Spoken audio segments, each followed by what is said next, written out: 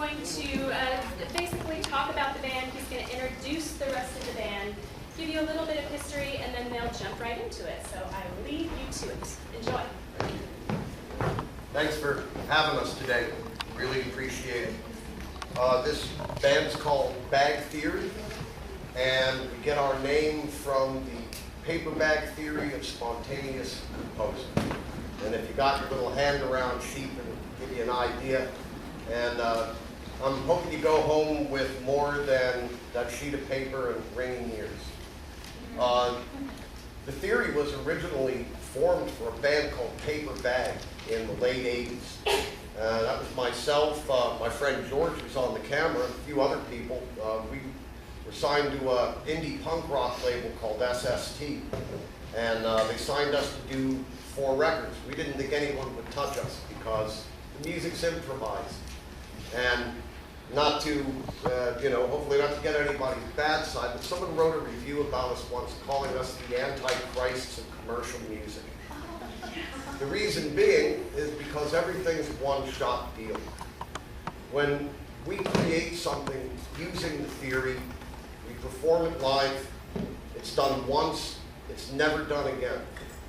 If you go out and you buy our music, you'll never hear us do any of it on stage, because that's not what this ensemble does.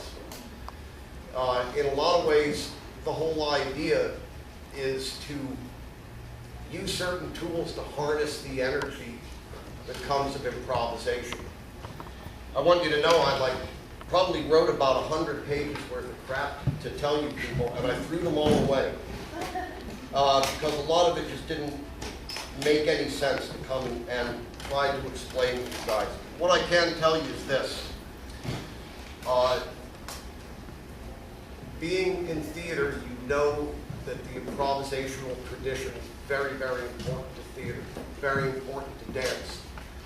What Bag Theory has been trying to do the last number of years, and Paper Bag before it, is to show people that improvised music beyond maybe a good jazz solo has the same credibility as something that is composed previously and labored on for days or weeks or months.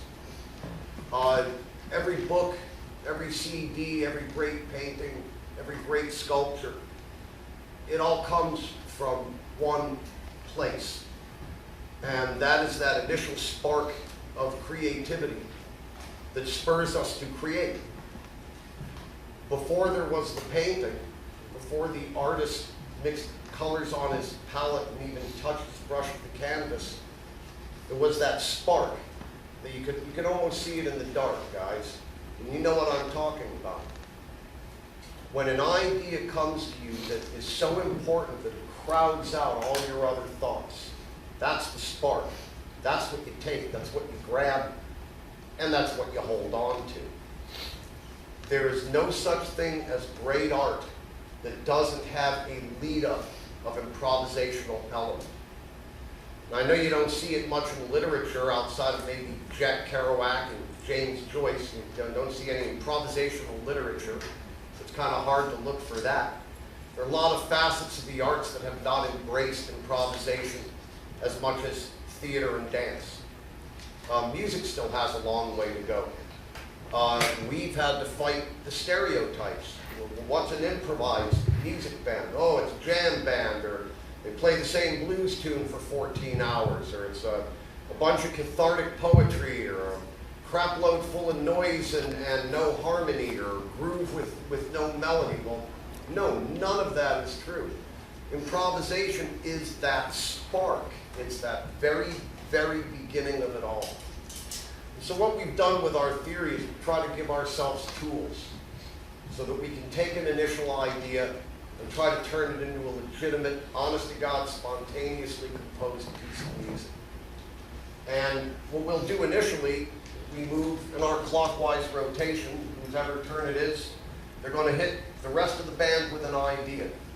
It could be something really floating, like, it's a dark and stormy night. That's what we've got to work with. Or you can get more intricate and say, this one's in B flat, and we're going to groove in a 5/8 for a while, and then we'll go into 4/4, or we'll go back to the top. But the idea is to get that idea out quickly. The longer, in this instance, the longer you labor it, the harder it's going to be to take that spark and do something. So hopefully we'll all be able to teach each other something today, and I'm going to learn something from you guys too. And again, thank you for being here, and thank you, Dana, for inviting us. We'd like to start the rotation, kids. I need a couple things, like tuning notes. Okay, tuning those. We're almost there.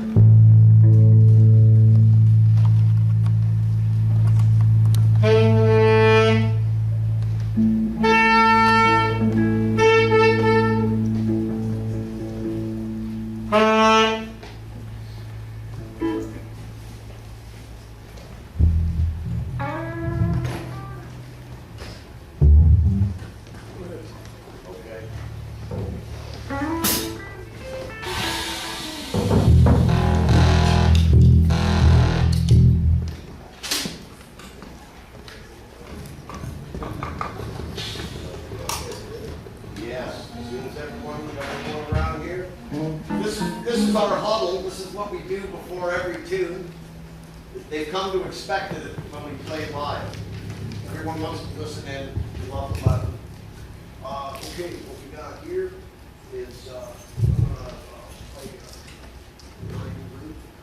You know, it's kind of plotting in the dark, and it's gonna break into something kind of like our old 50, 69 hippie music. And then we'll go back into the no, straight forward. And the key.